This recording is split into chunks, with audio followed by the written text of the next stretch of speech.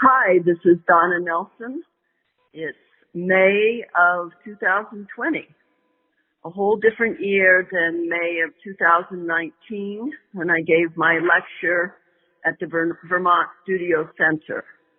But this is a new introduction and just saying, hope you all stay safe out there, and I hope to see you all again. Bye. How many people have been here? Does anyone here recognize this place or this man? Tell me. The man must be David Smith. Yes, and this is Bolton Landing, and this is in near Lake George in New York State, not too far from here. So I went to his studio and this place in 1969, shortly after he had died in a car accident. And at that time, it wasn't a site for visitors. I don't know if it's open to visitors today. I don't think it is actually, but his assistant was there, and he showed us around, and David had his sculptures marching up the hill, and he had built a little house for himself out of cinder block, and he also had a kind of a large drawing studio he built from a cinder block, and at the bottom of the hill, his welding studio, which was piled with all kinds of, pieces of metal and so on, where he made his sculpture. And I find it extremely inspiring and interesting to go to the studios of artists, if you can go. I've never been out to Pollock's place in Amagansett, but I really want to do that because I think you learn a lot about what inspired them if you go to the place where they made the art. And he's surrounded by nature and these hills and space. And I felt like his sculptures very organically were produced by the place where he made the art. And when I worked with Christine, I have a studio where I can open the door and use hoses and stuff on my big paintings, and that I've been at that place since 2006, and that really changed my work, because before then I was always constrained by, neighbors knocking on my door, what's this dripping from the ceiling, and that kind of thing. And it was very constraining. I was always very uptight. And so since I've been in my place in Lansdale, Pennsylvania, I'm much freer, and my art has kind of taken off. So this is David Smith. He made these two-sided sculptures. And I realize things that have impressed me in my life come out in my work in a very almost unconscious kind of way. So I really like David Smith's painted sculptures. He said in his notebooks, I have a lot of nice gutty colors mixed up. And it's very inspiring to have a bunch of good colors mixed before you start your work. So actually, this photograph was taken by Christine Mills. And she one of her jobs as my studio assistant was to take photographs, because I don't take photographs. So we went to the University of Pennsylvania Archaeology Museum, and I'm very interested in forms when they're worn away, how the image changes. And I feel it's very related to painting, where the materiality in the image is kind of equal and presses up against each other. And so there is no distinction really between abstraction and representation. So these are I love these photographs. I think that Christine, among her many talents, is really a great photographer. These are little sculptures actually from a Vietnam temple from Java from, 11th century. And they're in this fountain in Philadelphia, and the fountain itself is derelict. It's from the 70s. And how they got stuck there, I really don't know. But I kind of discovered them and find them very moving. And they're from a temple that was dedicated to reincarnation. So maybe they speak to me on some level. I really don't know. But they're not nature. They're not boulders. And they're also not completely man-made now that they've been in the elements for so many hundreds of years. They become something else. And that really interests me. All the stuff that's something else that can't be named, described, falls outside of anything useful. My favorite thing about painting is it's not really useful. And this is a place that near where I live that I've also found inspiring. This is Henry Mercer's Mercer Museum. And this is a handmade concrete building. He made 3 handmade concrete buildings between 1911 and 1916. And in this particular one, he built it to display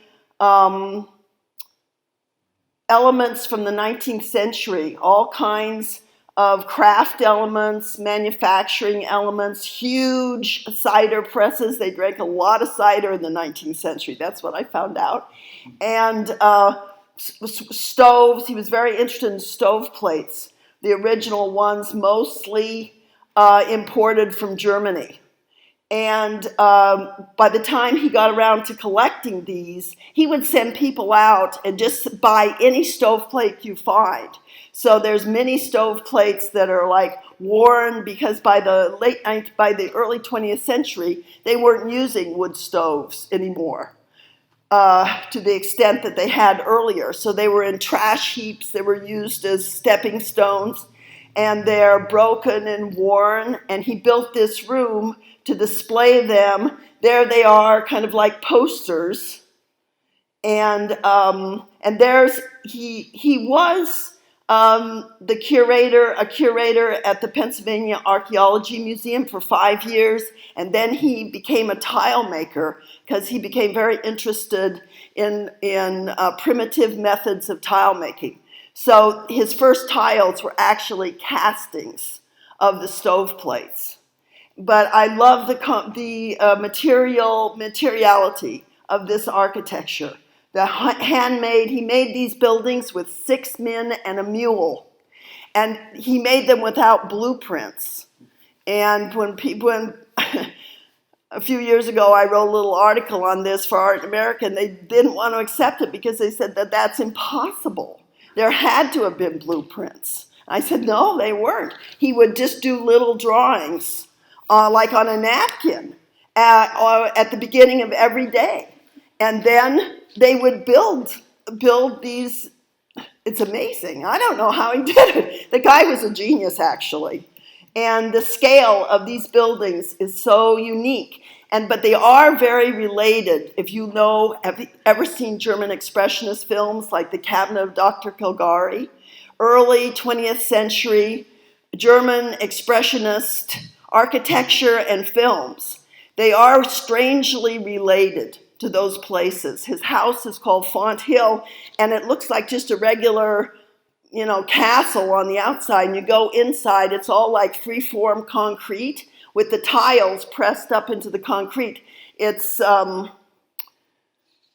really extraordinary. So this is the center of the Mercer Museum, where he hung like baskets and carriages and boats. It's like the Guggenheim, and actually Frank Lloyd Wright actually did visit him, and I'm convinced got this idea from him, because all around, this is a central core that goes up 8 stories, and all around this central core are little rooms that display different crafts, like, hat making or blacksmithing or baking or whatever. So this is This is the show that I had. I just wanted to give you a little sense of some of the things that have inspired me. This is a show that I had last year at the Tang Museum in Saratoga Springs. And I wrote a little statement about my two-sided paintings, which I have made since 2003. I will read this statement right now. Two-sided paintings. Ever since Frank Stella's black paintings, the objecthood of abstract paintings has been highlighted. His stripes and wide stretchers got rid of painterly illusion. My two-sided paintings emphasize objecthood even more. However, the illusion intrinsic to painting is also emphasized. The steel stands on which the paintings sit are obviously heavy.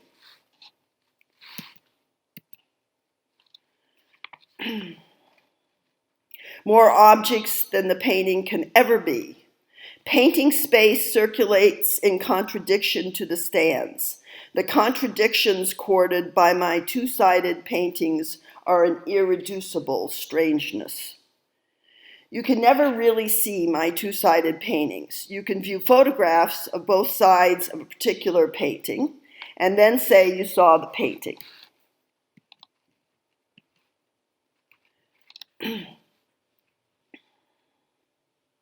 But in the actual space of the exhibition, you can never completely see it. You leave the exhibition with an impression of the paintings. An impression is different than seeing.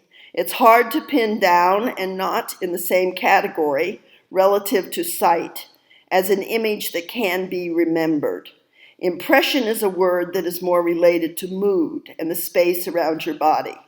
My two-sided paintings cannot be photographed as you would experience them in an exhibition walking around them. One usually stands closer to the paintings than you would to a painting on the wall, and you often look at them on an angle. My big two-sided paintings are seen in areas. If I said to an art photographer, please take a photograph of the lower area of this painting, it would be heard as an imprecise request. The all-over fixed image tendencies that have governed the development of 20th century abstract painting are inseparable from the role of photography relative to painting. A photograph totalizes the look of a painting, like a paragraph description. People don't look at the backs of my paintings in the same way that they look at the fronts. They look at the backs close up and often take a few steps back when looking at the fronts. When my two-sided paintings appear in group shows with a catalog or a brochure, the front of the painting is usually pictured rather than the back. Standalone Paintings is the first exhibition that has prominently featured the backs of my two-sided paintings.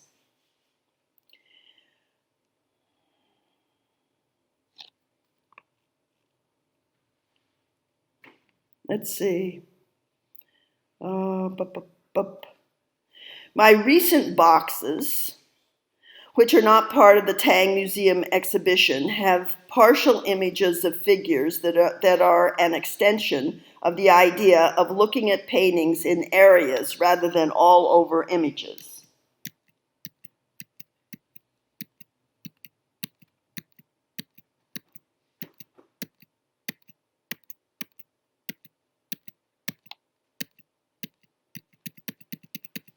I want to get to these.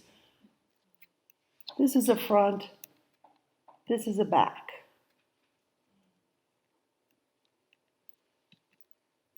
These are these boxes I'm talking about here in this little essay. My recent boxes, which are not part of the Tang Museum exhibition, have partial images of figures that are an extension of the idea of looking at paintings in areas rather than all over images. A friend said that she couldn't remember the backs of my two-sided paintings when looking at the fronts. I actually can't either, although I more or less know what they look like. The Tang Museum show is activated by the material, almost monochromatic backs of several paintings. The rough green back of a perfect spring day, the gridded white back of Apollo's cockroach, the veiny blue back of the old apple tree, and the mottled back of Night Studio. These material backs seeped paint to the other side, to the image side. The backs of my paintings, which are inseparable but often very different from the fronts of the paintings, determine that my two-sided paintings will keep producing themselves in time and space and resist both photographic reproduction and the production of meaning, which often assumes that paintings are harnessed to a point and an end point, a very different kind of space than an area.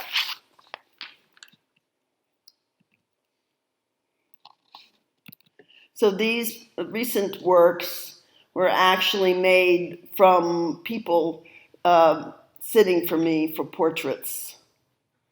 And, sometimes they were far away from me in my yard. And this particular one, actually, I worked on this guy's head. See, the materials in this are linen and acrylic paint. I mix a certain paint with a tar gel, golden tar gel, and fluid acrylics. And it's a very loosey-goose kind of paint. And then when I paint it on the linen, it goes through the holes in the linen to the other side. And I worked on this guy's head for a week. And it just got more and more plasticky. You look like a big doll. So I was so frustrated and so determined, because I really liked the jacket and the shirt and the hands and so on. I just cut off his head.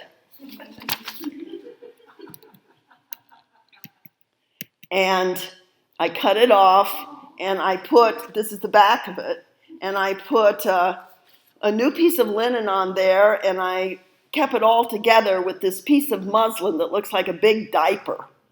And I repainted the head, and I had just seen Tarkovsky's great film, Andrei Rublev, the last great Russian icon painter. And I think I was really influenced, the way I painted it, by those icons. But I find it really exciting to do these paintings because I have no idea what I'm doing. None whatsoever. And I like that. I really like that. I like the condition of having no idea what I'm doing, of going by the seat of my pants, of having a model there that I'm paying, and they're going to go home in a couple of hours, and I have to get something done. This painting, the model sat there for a week, but the way this particular panel of the painting was inspired was that I noticed after a while the shadow that the sun was throwing of his legs and his head. So I just did that shadow with dyed cheesecloth. And so it just ends up being, and then the model takes a break, and then they have to help me with the string work. And they have to get on one side like Christine Mills did, and then go back and forth with the string work because, it takes two people to do the string work. So it's a very strange, actually, kind of process. And I find these really exciting to do. And I'm doing another right now that's totally nuts because I have two models. And I'm doing both of them in string. But usually they both can't be there at the same time. So they'll sit there and model for like 10 minutes and then they'll get up and help me with the string. And they're coming out really strange. I'm really interested in this kind of way of working. So these earlier paintings, this is a painting actually that who's that? That's okay. This is a painting that is in the Met, actually. This is a painting from the middle of the 1980s. And so I started out as an abstract painter in the Whitney program, kind of, but very theoretical. And so that has allowed me to do really anything. And then my attitude about being a painter is I know nothing. I'm not as good as Van Gogh or Cezanne or any of the great painters. So to me, that's a very freeing thought. And it allows me to treat painting and studio activity as pure research, learning, lifelong learning. That's what I'm interested in.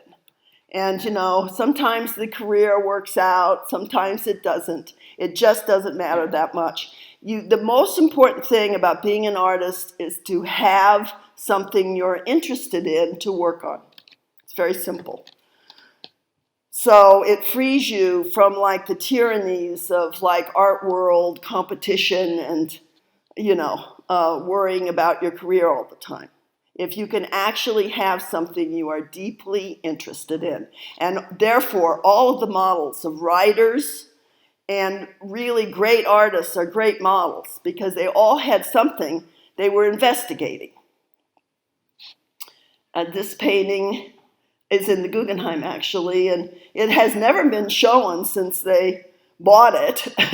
And so Ian managed, he wasn't able to get most of the work from the museums because the show was put together very quickly.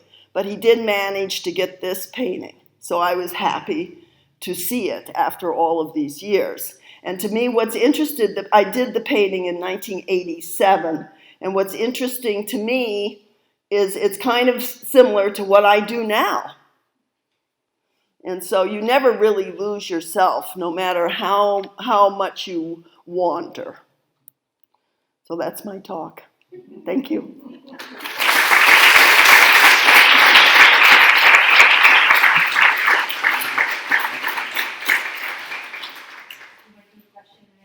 Any questions? Yes.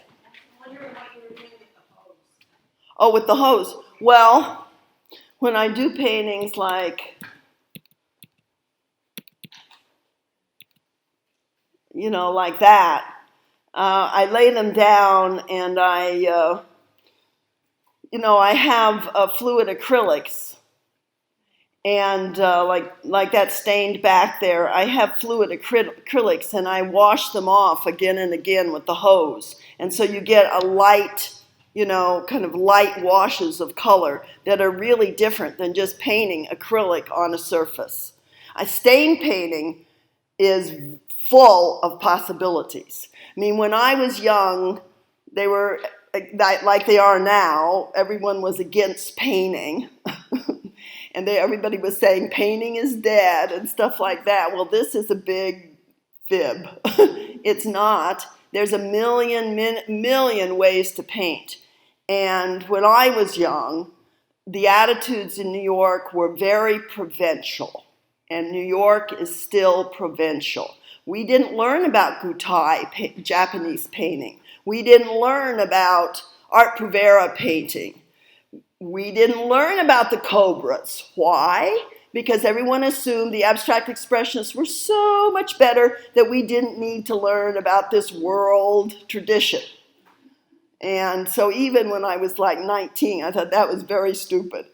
But being a woman actually has allowed me to be outside of a lot of the prevalent, streams that have career streams that have gone on in New York.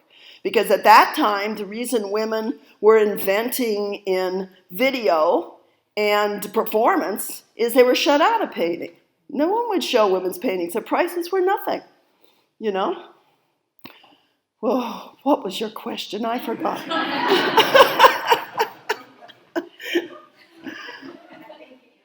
Okay. Oh, it was about the hose. Oh, the hose. Yeah, it's really fun, believe me. I recently, somebody came over to film me painting, and I kept that hose going a lot longer than I needed to.